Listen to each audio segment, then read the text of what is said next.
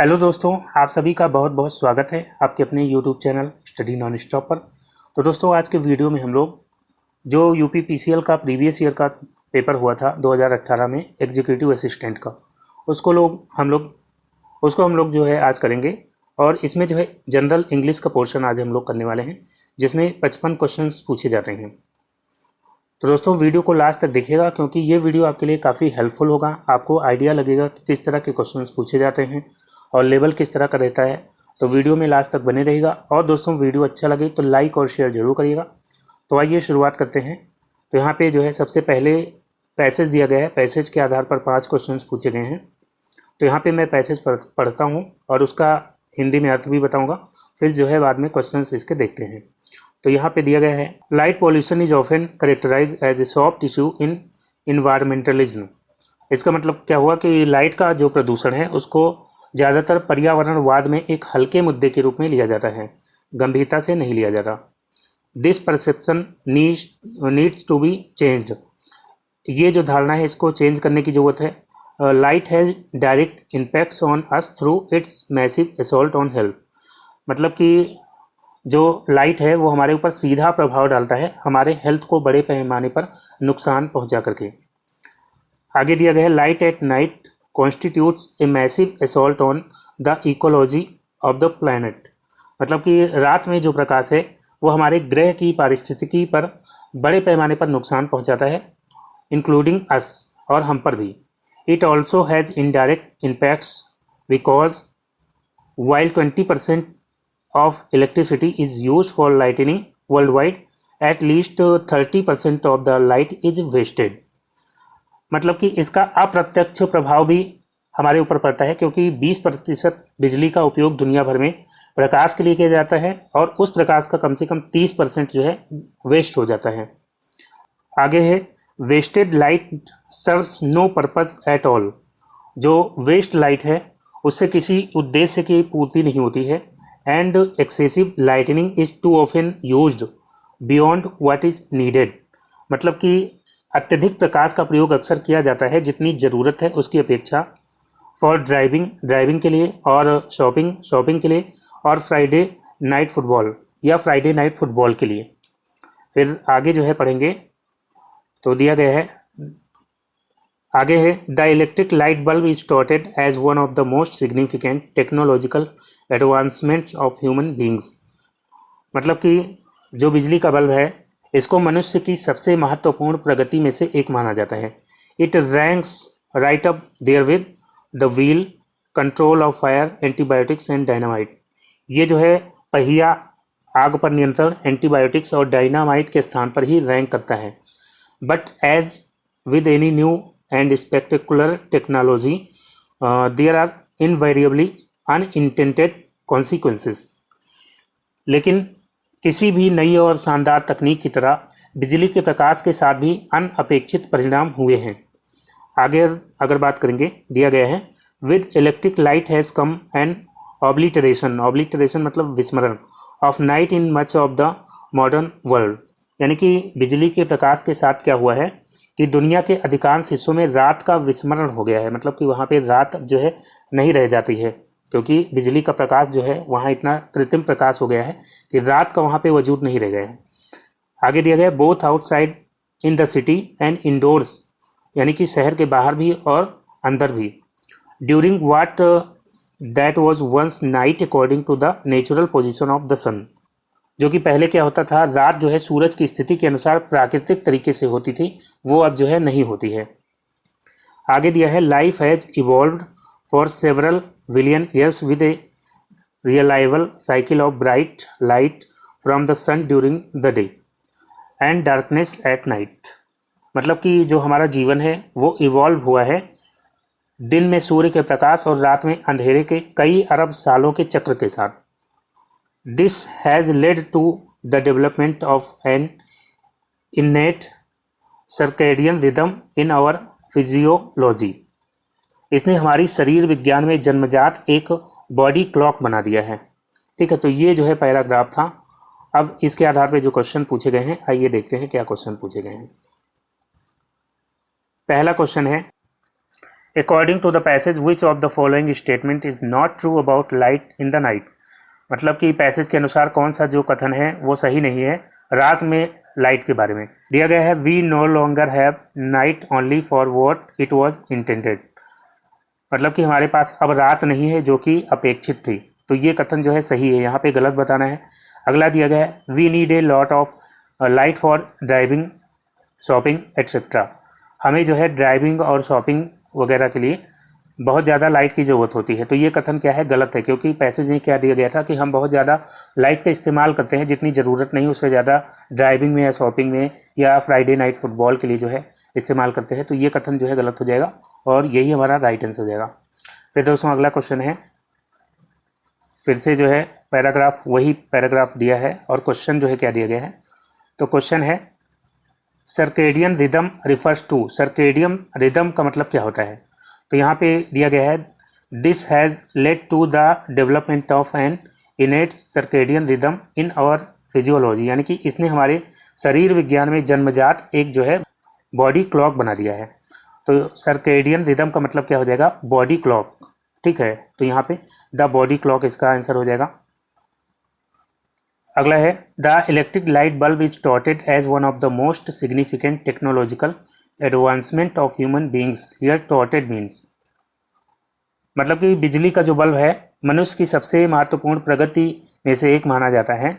तो यहाँ पे जो है टॉटेड जो इस्तेमाल हुआ है शब्द, इसका मतलब क्या होगा। तो टॉटेड मतलब कि माना गया है। तो यहाँ पे जो है इसका राइट आंसर क्या हो जाएगा, प्रोजेक्टेड। ठीक है, कंसीडर्ड नहीं होगा, कंसीडर्ड मतलब कि विचार किया गया है। तो यहाँ पे माना गया है इसका अर्थ होगा। तो प्रोजेक्टेड जो है इसका राइट आंसर हो जाएगा। फिर दोस्तों अगला क्वेश्चन है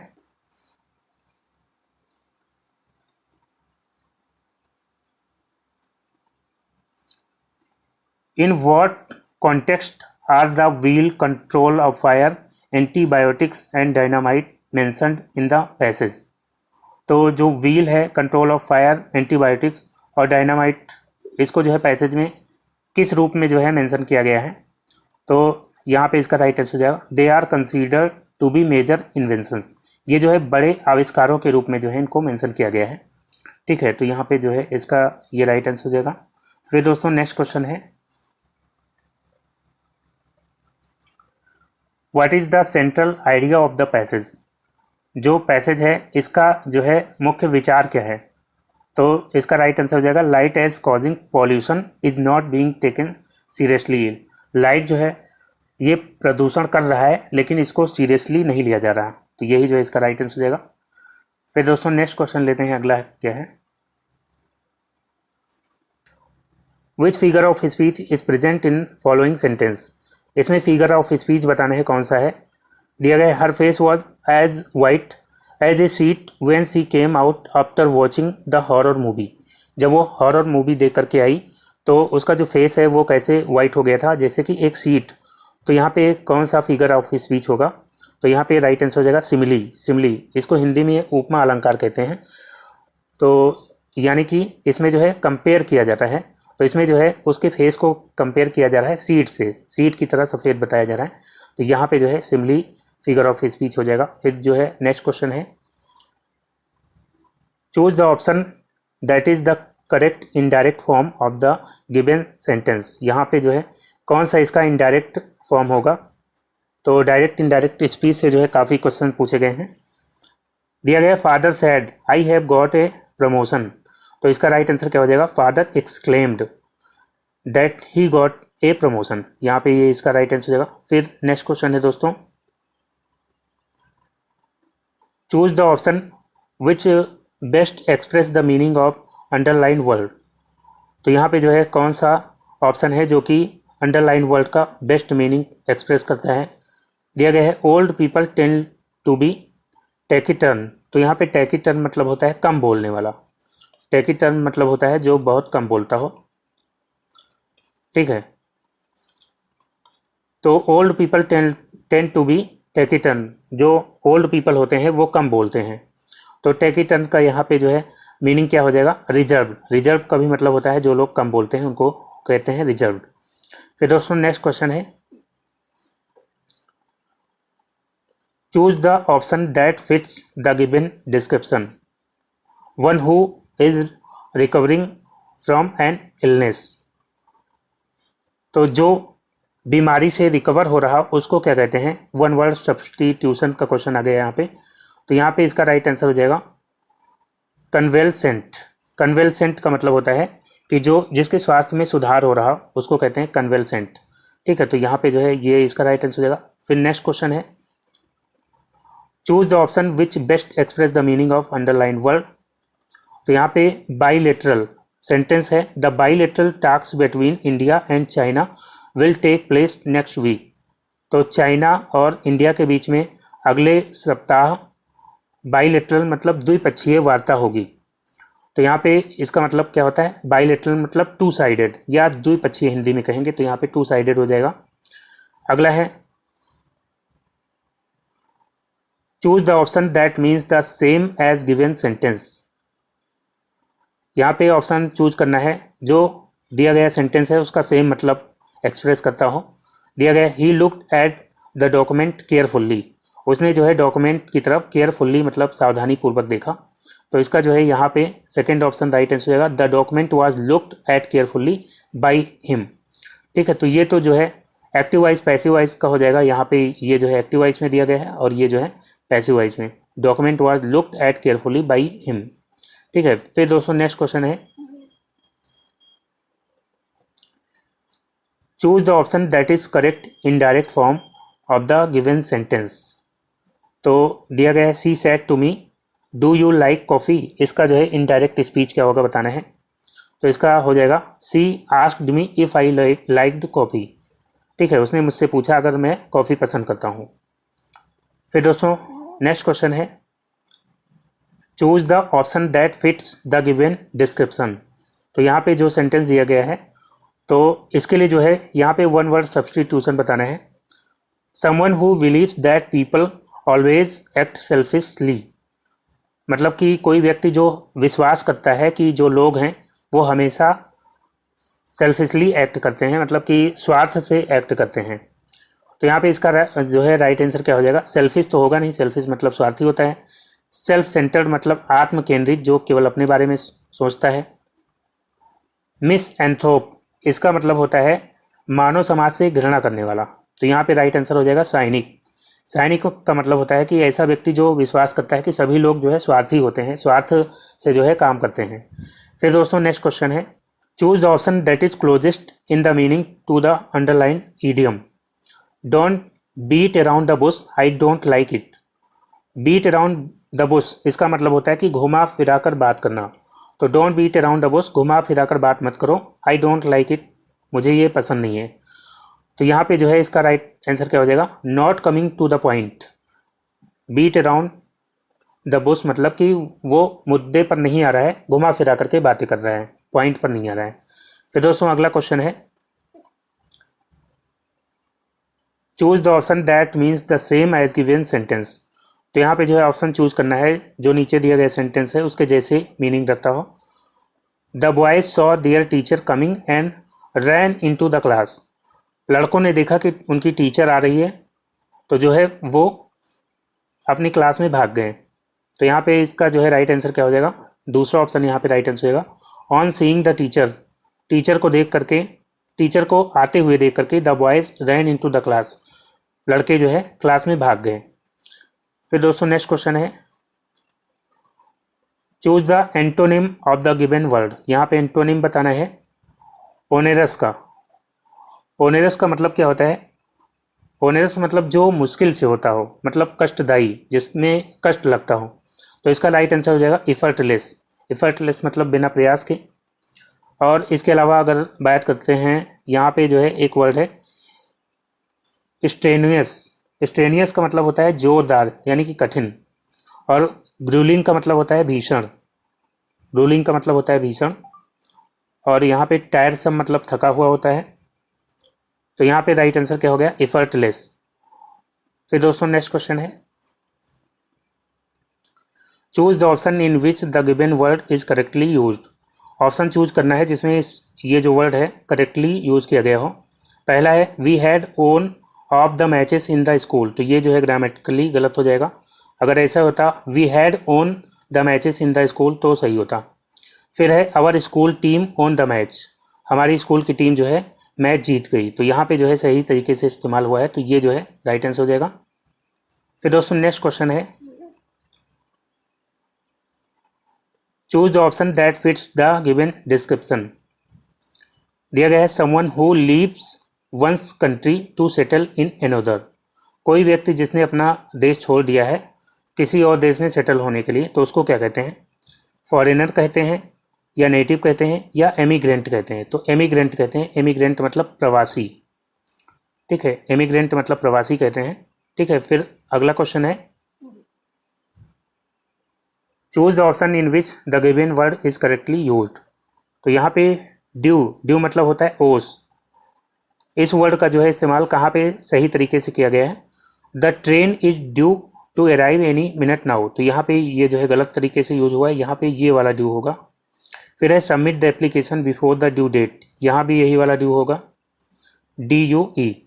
फिर दोस्तों अगला है when is the next instalment due, यहाँ भी यही वाला ड्यू होगा।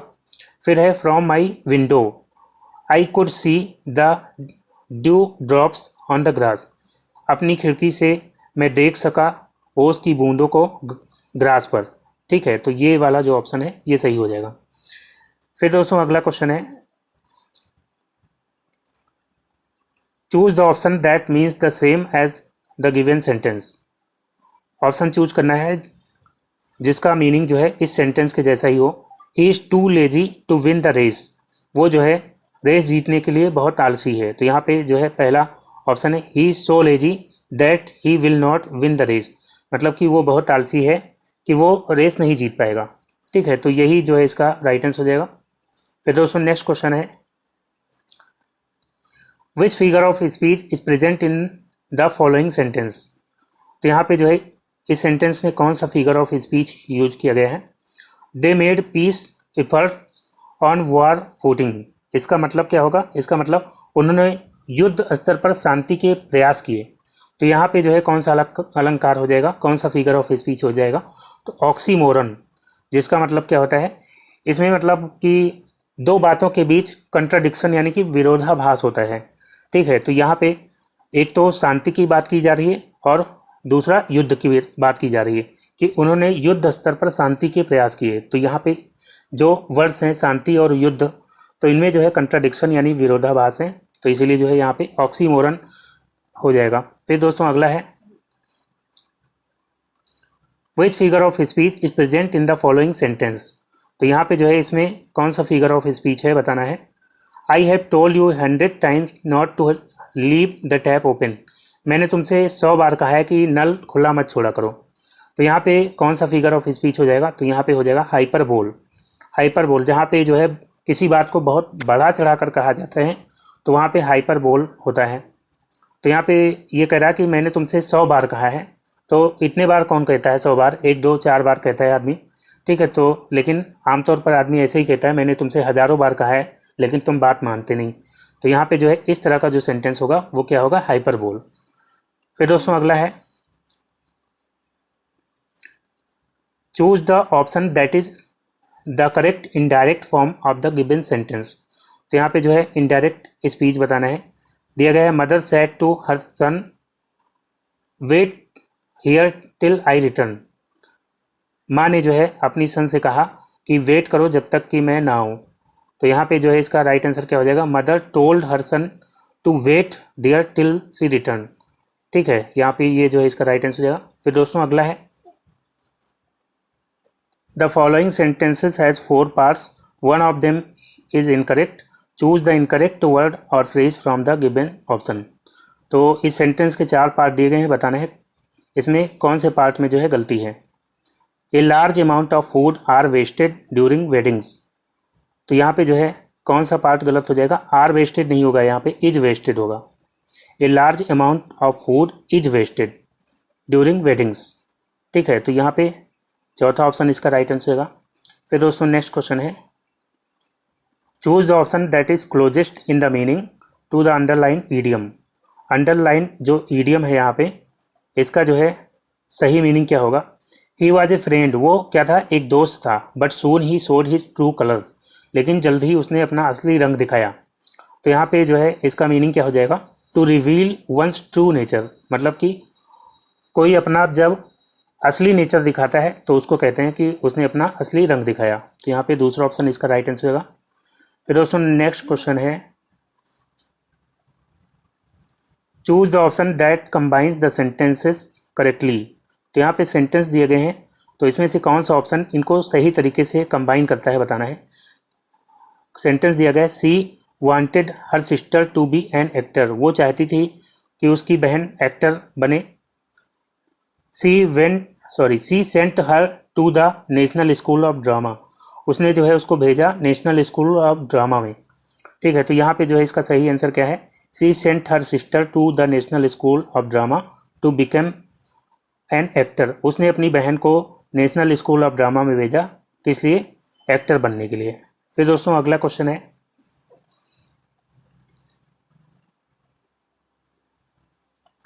The following sentences has 4 parts. तो यहाँ पे 4 पार्ट्स हैं, इसमें से कौन सा पार्ट जो है सही नहीं है बताना है। This is uncle's and auntie's new car, तो यहाँ पे जो है जो अंकल्स के साथ अपोस्ट्रोफी लगी है वो नहीं लगेगी, यहाँ पे होगा this is uncle and auntie's new car. ठीक है, दोनों जगह अपोस्ट्रोफी जो है नहीं लगेगी, तो यहाँ पे अंकल्स में जो है एरर हो जाएगा, ये एस नहीं होगा। फिर दोस्तों नेक्स्ट क्वेश्चन है, choose the option that is correct direct form of the given sentence. तो यहाँ पे जो है इनडायरेक्ट स्पीच दी गई है, इसकी डायरेक्ट स्पीच बतानी है। दिया गया है, the boss asked me if I could finish the work in an hour. तो यहाँ पे राइट आंसर क्या हो जाएगा, the boss said to me can you finish the work in an hour. ठीक है, तो ये जो है यहाँ पे इसका राइट आंसर हो जाएगा। फिर दोस्तों नेक्स्ट क्वेश्चन है, choose the option that fits the given description. तो यहाँ पे जो है इसके लिए जो है वन वर्ड सब्सटीट्यूशन बताना है, one who does a thing for pleasure and not as profession. कोई व्यक्ति जो कोई काम करता है शौकिया तौर पर, मतलब कि अपने आनंद के लिए करता है, प्रोफेशन के तौर पर नहीं करता है, तो उसको क्या कहते हैं, उसको कहते हैं शौकिया। तो यहाँ पे जो है इसका राइट आंसर हो जाएगा अमेच्योर। अमेच्योर मतलब होता है शौकिया। फिर दोस्तों अगला क्वेश्चन लेते हैं, अगला है, choose the option that is correct indirect form of the given sentence. तो इनडायरेक्ट स्पीच डायरेक्ट स्पीच से काफ़ी क्वेश्चन है यहाँ पे। Aastha said to Dev it gives me great pleasure to see your paintings. तो यहाँ पे जो है इसकी इनडायरेक्ट स्पीच क्या हो जाएगी, Aastha said to Dev that it gave her great pleasure to see his paintings. फिर दोस्तों नेक्स्ट क्वेश्चन है, choose option that is the correct direct form of the given sentence. तो यहाँ पे जो है इनडायरेक्ट स्पीच दी गई है, डायरेक्ट स्पीच इसकी बनानी है। He said to me that he like my dress, उसने मुझसे कहा कि वो मेरी ड्रेस पसंद करता है। तो यहाँ पे इसका राइट आंसर क्या हो जाएगा, he said to me I like your dress, उसने मुझसे कहा मैं तुम्हारी ड्रेस पसंद करता हूँ। फिर दोस्तों नेक्स्ट क्वेश्चन है, choose the option that combines the sentences correctly. तो यहाँ पे जो है सेंटेंस दिया गया है, बताना है कौन सा ऑप्शन इसको जो है सही से कंबाइन करता है। Rishabh was loved by his parents, Rishabh जो है अपने पेरेंट्स के द्वारा प्यार किया जाता था। They loved him a lot, वह उसे बहुत प्यार करते थे। तो इसका राइट आंसर क्या हो जाएगा, Rishabh was loved a lot by his parents. ठीक है, यहाँ पे तीसरा ऑप्शन इसका राइट आंसर होगा। फिर दोस्तों नेक्स्ट क्वेश्चन है, choose the option that is closest in the meaning to the underline idiom. तो दिया गया है my grandmother has a green thumb. तो यहाँ पे जो है ग्रीन थंब का मतलब बताना है।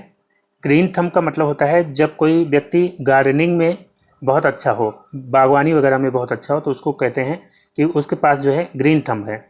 ठीक है, तो my grandmother has a green thumb, तो इसका राइट आंसर क्या हो जाएगा, ability to grow plants easily, मतलब कि उनके अंदर योग्यता है पौधों को आसानी से उगाने की। फिर दोस्तों अगला क्वेश्चन है, choose the option in which the given word is correctly use. यहाँ पे ऑप्शन चूज करना है जिसमें जो है ये वर्ड करेक्टली यूज किया गया हो। ग्रोन दिया गया है, ग्रोन मतलब क्या होता है, तो ग्रोन मतलब होता है कराहना। ठीक है, तो यहाँ पे दिया गया she looks too young to have such grown up daughters. तो यहाँ पे जो है ग्रोन नहीं होगा, यहाँ पे जो ग्रोन होगा वो ये वाला होगा, GROWN, grown up daughters. I only use home grown vegetables. तो यहाँ पे भी यही वाला ग्रोन यूज होगा। फिर दिया गया है it is small cut don't grown so much. छोटा सा कट लगा है, डोंट ग्रोन सो मच, ज़्यादा कराहो मत। ठीक है, तो यहाँ पे ये वाला इसका राइट आंसर हो जाएगा। He has grown very tall. तो यहाँ पे भी ये गलत हो जाएगा। फिर दोस्तों अगला है choose the option that means the same as the given sentence. तो यहाँ पे जो है ऑप्शन चूज करना है जिसका मीनिंग इस सेंटेंस के जैसा ही हो। दिया गया है सी मस्ट वर्क हार्ड और सी विल फेल। उसको जो है कड़ी मेहनत करनी चाहिए, नहीं तो वो फेल हो जाएगी। तो इसका मतलब जो है यहाँ पे क्या हो जाएगा, she must work hard so that she does not fail.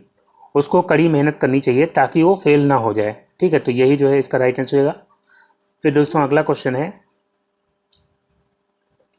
अगला क्वेश्चन थोड़ा सा मैं जूम कर देता हूँ।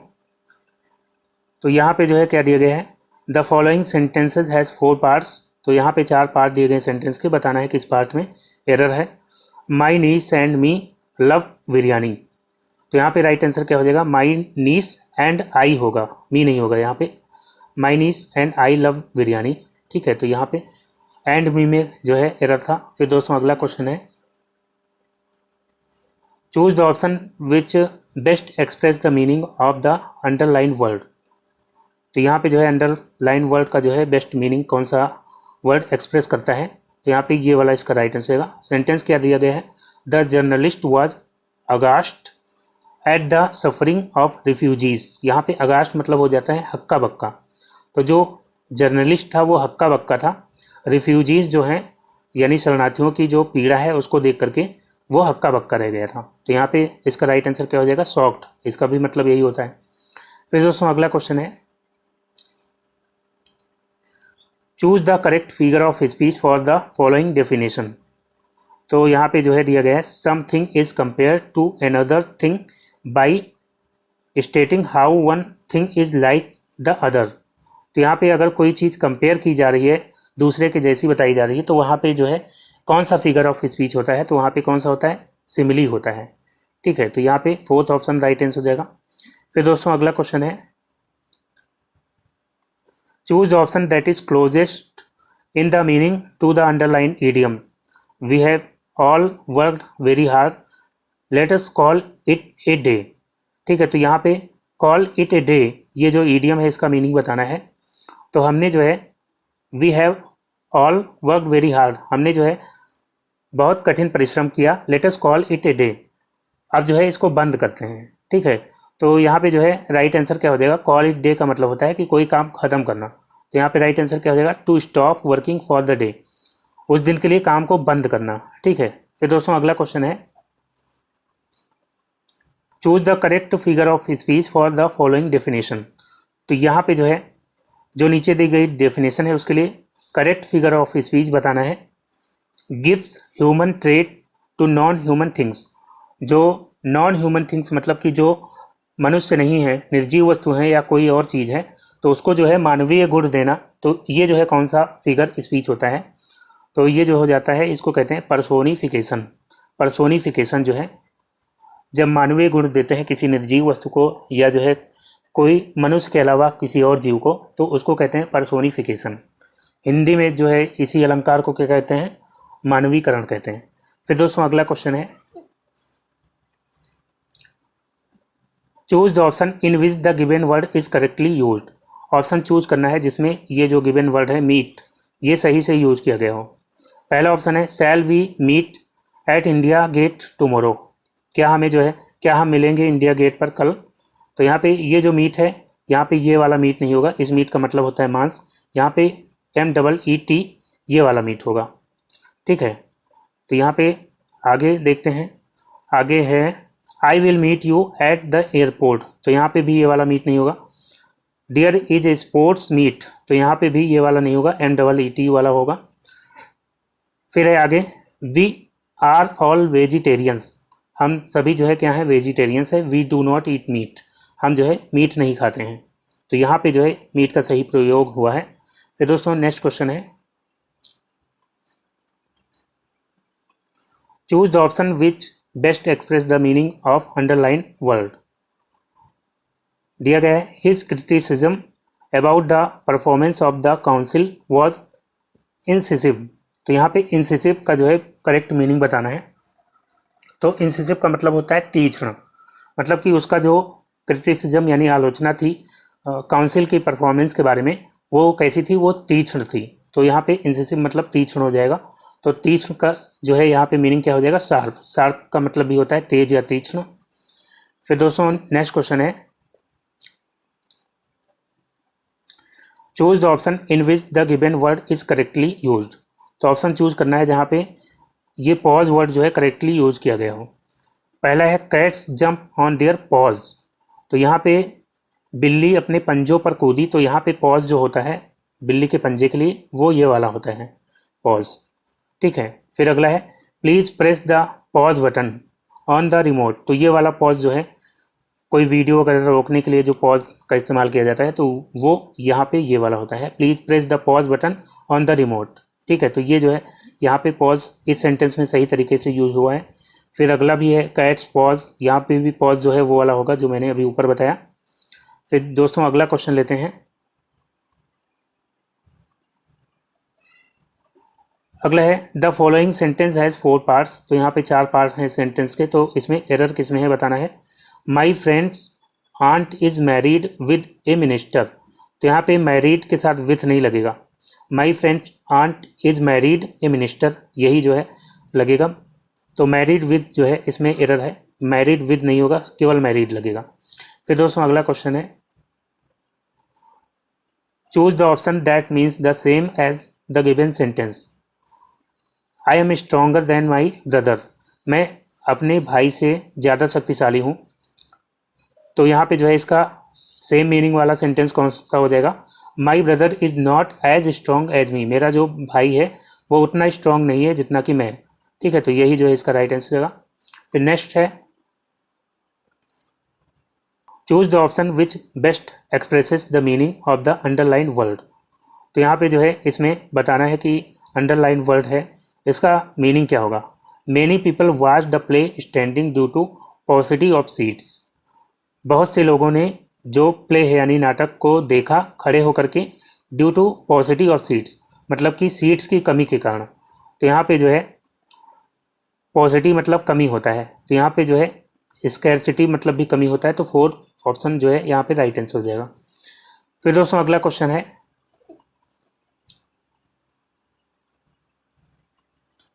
विच figure of speech is present in the following sentence. तो इस सेंटेंस में जो है कौन सा फिगर ऑफ स्पीच है बताना है। तो दिया गया है O wind blow softly upon my sleeping child. तो इसका राइट आंसर हो जाएगा अपोस्ट्रॉफी। अपोस्ट्रॉफी ये जो फिगर ऑफ स्पीच है इसका मतलब होता है कि इसमें जो है संबोधन किया जाता है, किसी मरे हुए व्यक्ति या निर्जीव वस्तु को ऐसे संबोधित किया जाता है जैसे कि वो जीवित हो या मौजूद हो, ठीक है। तो यहाँ पे विंड यानी हवा को संबोधित किया जा रहा है, ओ विंड हवा को संबोधित किया जा रहा है, blow softly upon my sleeping child तो मेरा जो बच्चा है वो सो रहा है तो धीरे से बहो, ठीक है। फिर दोस्तों अगला क्वेश्चन है, choose the option that combines the sentences correctly. तो ऑप्शन चूज करना है जो कि दिए गए सेंटेंसेस को करेक्टली कंबाइन करता है। दिया गया है द मंकी हर्ट इट्स पॉ। मंकी ने जो है अपना जो पंजा है उसको हर्ट कर लिया। He could not climb the tree. वो जो है उसके बाद पेड़ पर नहीं चढ़ सका। तो यहाँ पे जो है राइट आंसर क्या हो जाएगा, the monkey could not climb the tree. Monkey पेड़ पर नहीं चढ़ सका बिकॉज क्योंकि ही हैड हर्ट हिज पॉ क्योंकि उसने अपना जो पंजा है उसने अपना पंजा हर्ट कर लिया था। फिर दोस्तों अगला क्वेश्चन है, choose the option that combines the sentences correctly. दिया गया है द फार्मर सा ए स्नेक ही फेंटेड। तो किसान ने जो है एक सांप देखा और वो जो है बेहोश हो गया। तो यहाँ पे राइट आंसर क्या हो जाएगा, on seeing a snake the farmer fainted. सांप को देख करके किसान बेहोश हो गया। फिर दोस्तों नेक्स्ट क्वेश्चन है, the following sentences has 4 parts. तो यहाँ पे 4 पार्ट्स हैं सेंटेंस के, बताना है कौन सा जो है गलत है। We did not went to Delhi last month. We did not है तो यहाँ पे वेंट नहीं लगेगा, डिड नॉट ये सेकेंड फॉर्म यूज हो गई तो यहाँ पे जो है सेकेंड फॉर्म वेंट नहीं होगा, गो होगा यहाँ पे। We did not go Delhi last month, ठीक है, तो यहाँ पे वेंट टू में जो है एरर हो जाएगा। फिर नेक्स्ट क्वेश्चन है दोस्तों, choose the option that is correct in direct form of the given sentence. तो यहाँ पे डायरेक्ट स्पीच दी गई है, इसका इनडायरेक्ट स्पीच कौन सा सही होगा। He said to her the children are hungry please give them something to eat. उसने उससे कहा बच्चे जो है भूखे हैं, कृपया उनको कुछ खाने को दे दो। तो यहाँ पे राइट आंसर क्या हो जाएगा, यहाँ पे तीसरा ऑप्शन राइट आंसर हो जाएगा। He told her that the children were hungry and requested her to give them something to eat, ठीक है। फिर अगला है, choose the option that means the same as given sentence. तो ऑप्शन चूज करना है जिसका मतलब इस सेंटेंस के जैसा ही हो। How can you waste your time a day before the exam. तुम अपना टाइम कैसे बर्बाद कर सकते हो एग्जाम के एक दिन पहले। तो यहाँ पे इसका राइट आंसर क्या हो जाएगा, चौथा option, you can not waste your time a day before the exam. तुम एग्जाम के एक दिन पहले अपना टाइम बर्बाद नहीं कर सकते हो। फिर दोस्तों अगला क्वेश्चन है, choose the option that fits the given description. तो यहाँ पे जो है one who does not express himself freely, कोई व्यक्ति जो खुद को खुल करके एक्सप्रेस नहीं कर पाता है उसके लिए जो है यहाँ पे वर्ड क्या होगा। तो यहाँ पे जो है इसका राइट आंसर क्या हो जाएगा, इंट्रोवर्ट। इंट्रोवर्ट जो है, जो व्यक्ति खुद को खुल करके एक्सप्रेस नहीं कर पाता उसको क्या कहते हैं, इंट्रोवर्ट कहते हैं, यानी अंतर्मुखी। और इसी का उल्टा हो जाता है एक्सट्रोवर्ट, जो व्यक्ति अपने आप को खुल करके व्यक्त कर पाता है उसको एक्सट्रोवर्ट कहते हैं। फिर दोस्तों अगला क्वेश्चन है, choose the option that combines the sentences correctly. तो सेंटेंसेस को कंबाइन करने से संबंधित जो है कई क्वेश्चन पूछे गए हैं, आपने देखा। तो यहाँ पे जो है दिया गया है, I read the book it was given by my friend. मैंने किताब पढ़ ली है, ये मेरे दोस्त द्वारा दी गई थी। तो यहाँ पे इसका राइट आंसर सेकेंड ऑप्शन हो जाएगा, I read the book given by my friend. मैंने मेरे दोस्त के द्वारा दी गई किताब पढ़ ली है। फिर दोस्तों अगला क्वेश्चन है, और ये जो है आखिरी क्वेश्चन हो जाएगा, choose the antonym of the given word. यहाँ पे एंटोनिम चूज करना है मैलाइज का। तो मैलाइज का मतलब क्या होता है, इसका हिंदी मीनिंग होता है अस्वस्थता यानी बीमारी वाली स्थिति। तो इसका जो है एंटोनिम क्या हो जाएगा, इसका एंटोनिम हो जाएगा वेल बीइंग। वेल बीइंग मतलब कि अच्छा होना, ठीक है। तो यहाँ पे जो है ये इसका राइट आंसर हो जाएगा। तो दोस्तों आज का वीडियो यहीं पे समाप्त करता हूँ। उम्मीद करता हूँ वीडियो आपको अच्छा लगा होगा। वीडियो अगर आपको अच्छा लगा हो तो लाइक और शेयर जरूर करिएगा। तो दोस्तों मिलते हैं अगले वीडियो में, तब तक के लिए goodbye and take care.